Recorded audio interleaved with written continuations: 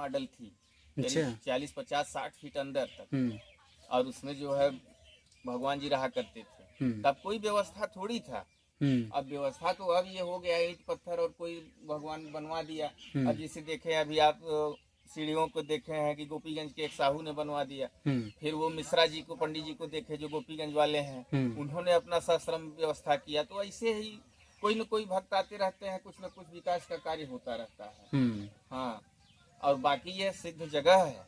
हम्म। यहाँ शांत मन से बिल्कुल लोग तपस्या करते हैं और अपने आत्मिक चिंतन में जो भी चीज ढूंढना चाहते हैं उनको, जैसे लोग कहते हैं कि भाई तपस्या में लीन हो गए, तो यहाँ पर आप देखें बैठे हैं कि यहाँ सिर्फ प्रकृति की ही आवाजें मिल रही हैं। चिड़ियों का चहचहाना, तितलियों का उड़ना, और ये जो भी पक्षी हैं, हाँ। और जो भी चीजें हैं, मनुष्य नाम की चीजें आपको नहीं दर्शाएंगी। अब इसमें एकांत प्रिय स्थल है ये। हम लोग जब कहीं बहुत ऊब जाते हैं डॉक्टर साहब, तो आके अपना फर्स्ट क्लास इसी पर जो है विराजमान होते हैं। घंटे आध घंटे, दो चार एक दोस्त भी रहते हैं और आनंद मिलता है, एक दूसरे से अच्छी बातें होती हैं, मन लगता है। और सुंदर सा भगवान का दृश्य है।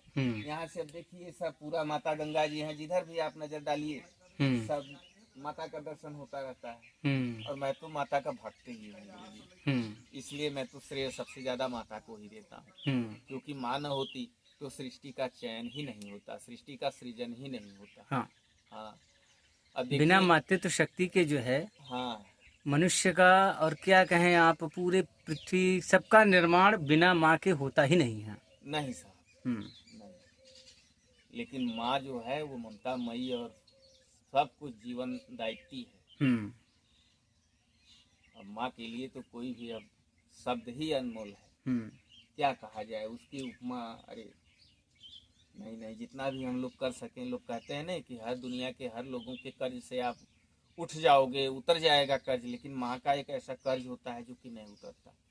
माँ का कर्ज कैसे उतरेगा? जो माँ 9 महीने अपने गर्भ में आपको पालन पोषण सारी चीज़ें, सुरक्षा तक वो देती है, उसका कर्ज कोई कैसे उतार सकता है? 7 जन्म लेने के बावजूद भी माँ का कर्ज कोई नहीं उतार सकता। बस एकमात्र रास्ता है माँ के चरणों की सेवा, और जो सेवा करते रहते हैं वो अब हम लोगों की तरह रहते हैं। भाई अब सेवा करने के लिए तो देखिए संपूर्ण जीवन आपको समर्पित करना पड़ेगा, वो अभी निस्वार्थ भाव से। हर कार्य माँ के लिए, हर कार्य जो भी आप करोगे, धरती के किसी भी जगह पर, किसी भी अंग पर रहो आप, उसमें निस्वार्थता होनी चाहिए आपकी। हाँ, माँ के प्रति। वो चाहे 1 रुपए की चीज हो या अनेक रुपए की चीज हो, रुपए की कीमत तो कहीं रह ही नहीं जाती। लोग अपने आप को तोलने के लिए, अपने आप को बोलने के लिए एक वैल्यू रख देते हैं, कीमत रख देते हैं कि हाँ ये इतने कीमत की है। लेकिन माँ तो अनमोल है। अब उसी प्रकार से हमारी गंगा माँ है, एक जननी माँ होती है, एक गौ माता। अभी आप देखे होंगे कि जो है, अगर किनारे गए होंगे तो देखे होंगे कि गौ माता तमाम, हम लोग इनकी भी सेवा करते रहते हैं। हाँ। तो इससे अब हम लोग हर तरह से इस प्रकृति के साथ में होकर चलते हैं और बड़ा आनंद आता है डॉक्टर साहब। ये तो है, बहुत आनंद आता है। देखिए जो आप यहाँ पे शीतलता और छाया महसूस कर रहे हैं, जो शांति महसूस कर रहे हैं, आप खोजिएगा। अगर आपको कहीं मिलिए तो हमें भी बताइएगा, हम भी जरूर उस शीतलता को, उस छाया की आनंद को जरूर प्राप्त करना चाहेंगे। हाँ। अभी तक तो हमने जितना भी देखा है, जैसे अब देखिए दोपहर का टाइम है, अब इसमें अब हम लोग दिन सुबह 4 बजे से काम करना शुरू करते हैं, 7 बजे 8 बजे कोई लंच मिल गया, एक आध चाय मिल गई, नहीं तो फिर वैसे ही चलना पड़ता है। तो अपना ये होता है चलो गंगा जी स्नान कर लेते हैं, 10 मिनट थके हैं, काम करके बैठे हैं तो आ गए 10 मिनट यहाँ पे। तो जो आनंद मिलता है, जो तासीर ठंडे की मिलती है, जो हवाएं मिलती हैं, या मन प्रफुल्लित हो जाता है। हाँ। अब आप इसे अपने भाव में तो खुद ही तौल सकते हैं, मैं तो अपनी ही तौल बता पाऊंगा। क्योंकि हर किसी का आनंद का पलड़ा अपना अपना ज्यादा और कम होता है। हाँ। अच्छा ये बताइए कि जो हरिदास जी महाराज थे, हाँ। तो क्या आप उनसे मिले थे कभी? नहीं नहीं, उनकी हम लोग स्टोरी जानते हैं। अच्छा, स्टोरी जानते हैं? हाँ, स्टोरी सुने हैं, बाबा लोग बताते थे, पिताजी लोग बताते थे, हमारी दादी अम्मा लोग भी थी। तो जब हम लोग छोटे छोटे थे बचपन में, तो बताते थे कि देखो वो बाबा जी की कुटिया है, हरिदास बाबा वहाँ रहते हैं, वहाँ जो है जब दिखे तो उनको प्रणाम कर लेना, हम्म। और दूर से जो है तो हम लोग जब आए तो यहाँ कोई दिखवा ही नहीं करे हम लोगों को, तो हम लोग परेशान रहे, वो कंदरा में रहे, कहाँ नहीं, ये तो हम लोग नहीं जानते। लेकिन इतना तो जरूर जानते हैं कि वो सिद्ध पुरुष थे। जो भी कोई बात अगर यहाँ पे आदमी, जैसे लोग कहते हैं ना कि मन्नत मानना या किसी चीज की वो करना, तो वो एक तरह से भविष्य दृष्टा थे। वो जो जिसको बोल देते थे, जिसको कह देते थे, तो वो बात सच होनी ही होनी थी। एक बार तो लोग विश्वास नहीं करते थे, लेकिन जिसके साथ घटना घट जाती थी तो उसको मानना ही पड़ता था। तो मानेगा ही। और प्रकृति का शाश्वत नियम है कि अब इसको आप अस्वीकार कहाँ से कर सकेंगे। अभी तो मैं आपके सामने भला चंगा हूँ, अगर भगवान ने कहा, बाबा जी ने कहा, हरिदास भगवान ने कि जाओ तुम्हारा अभी 2 मिनट में एक्सीडेंट हो जाएगा या 2 दिन में हो जाएगा, तो जब भी हमारा एक्सीडेंट 2 दिन में हो गया तो हम मानेंगे कि नहीं मानेंगे? जरूर मानेगा। तो ऐसी घटनाएं दादी लोग बहुत बताती हैं कि बहुत से लोग जो है, बहुत दूर दूर के लोग यहाँ जौनपुर से, और इधर जो है कि आप कहते हैं कि मड़ियाहू कहते हैं लोग, उधर भदोही के आसपास मिर्जापुर के क्षेत्रों से, तमाम सोनभद्र वगैरह, बनारस, कछुआ उछुआ साइड के, इधर इलाहाबाद, हंडिया, कौशाम्बी की तरफ से लोग, बहुत दूर दूर से लोग आते हैं। हम लोग तो सिर्फ उनका परिचय जान के ये परेशान होते हैं कि इतने महान थे और इतनी दूर दूर से लोग, एक एक दिव्य शक्तियां आती है। तो ये पूछा जाता है भैया काहे, क्या हुआ, क्यों आप आए हो? तो लोग बताते हैं कि हमारी यहाँ से एक आरजू थी, एक मिन्नत थी, जो कि आज संपूर्ण रूप से पूर्ण हो गई है। तो कहीं कोई आंवला के नीचे अपना भोजन बनाता है, कहीं कोई जो है अपना उसके नीचे बनाता है। यहाँ देखिए नीम का भी पौधा है, ये हार श्रृंगार का भी पौधा है, और उधर सब पौधे हैं।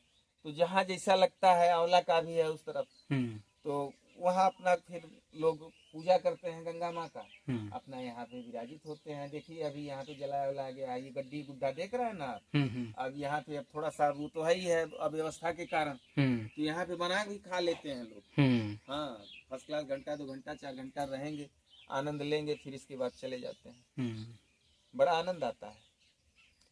आप भी कभी फैमिली के साथ, अभी तो नहीं, थोड़ा सा जंगली टाइप का है, ये थोड़ा सीजन खत्म हो जाए तो रास्ता क्लियर हो जाएगा। अभी क्या है कि बरसात है, अभी 4 चक्का आने लायक है नहीं, अभी 2 ही चक्का से आप आइएगा।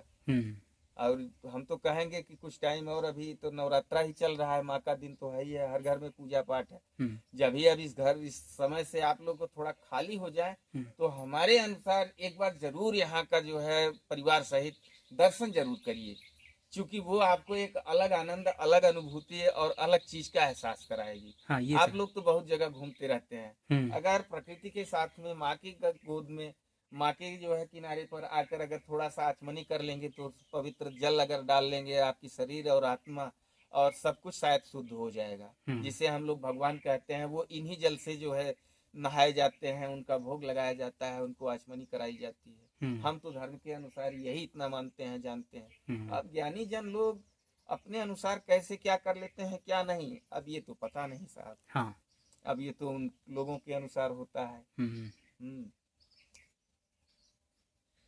फिर डॉक्टर साहब और क्या सेवा की जाए आपकी?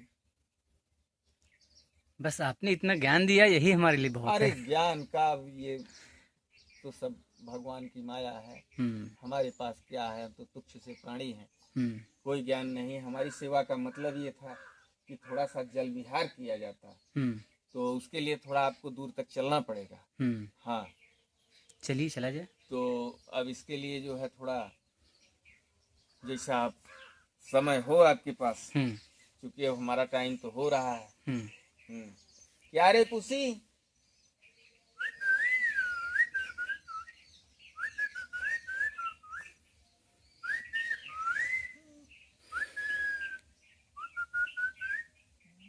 क्या भाई?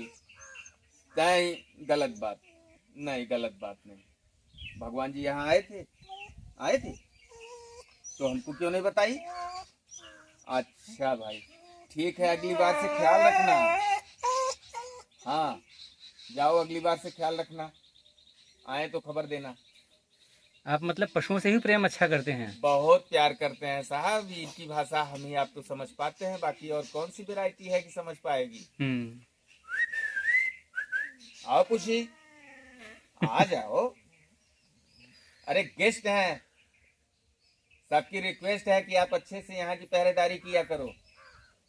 अब इनके रहने से हमें जानवरों से बचत हो जाती है। जो जंगली, जैसे आप देख रहे हैं कि अभी कुछ बहराइच में क्या कहते हैं उसको, भेड़िया, भेड़िए का आतंक बहराइच में होता है। तो ये लोग बेचारे जो है तुरंत बता देते हैं कि कोई जानवर है यहाँ, क्या नहीं है, क्योंकि इन लोगों की श्रवण शक्ति जो होती है वो बहुत दिव्य होती है। ये हम लोगों को तो पता भी नहीं होता कि कौन सा जानवर कहाँ है। जैसे अभी अभी एक सांप निकला था, आप तो नहीं देख पाए होंगे, लेकिन अब वो ये कुतिया तुरंत बता दी। अब ये वहां पे जाके भूखने लगी और वो करने लगी, तो हम लोग तो देहाती आदमी है, तुरंत समझ जाते हैं कि हाँ ये यहाँ पे कुछ हलचल हो रही है, तो इसका मतलब कुछ है, अब ये कुछ कह रही है, तो इसकी बात समझ में आ जाती है। तो इससे अब हम लोग इनकी भाषा को समझते हैं, इनको अपने अनुसार ही पालते हैं। अब पशु हैं तो वो भी उतना हमारा ख्याल रखते हैं। हाँ। दिन भर तो हम आप अपनी जिम्मेदारी निभाते हैं, लेकिन रात की जो ये पहरेदारी करते हैं, आप समझिए कि आप सोते हैं और ये जागते हैं। हाँ, ये तो है। और हमारे मनुष्य हमारे आपके साथ में ये भी धर्मराज युधिष्ठिर के साथ स्वर्ग को गए हुए हैं। मनुष्य और श्वान की योनि जो है, भगवान ने क्यों भेद किया ये तो मैं नहीं जानता। कहाँ से धर्म में इनके साथ चूक हुई है, हमारे साथ बढ़ोतरी, ये तो मैं नहीं जानता। लेकिन ऐसा कहानी सुनने में आता है कि धर्मराज युधिष्ठिर के साथ श्वान भी गया हुआ था। हाँ।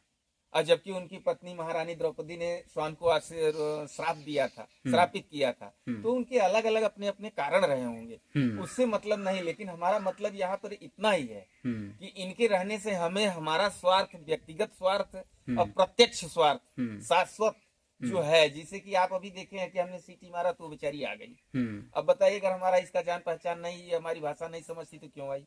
आप बुलाइए, आपके साथ नहीं आएगी, और कोई बुलाए नहीं जाएगी।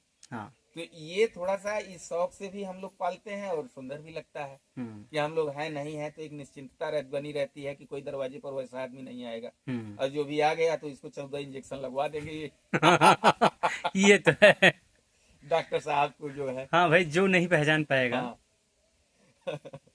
उनको जो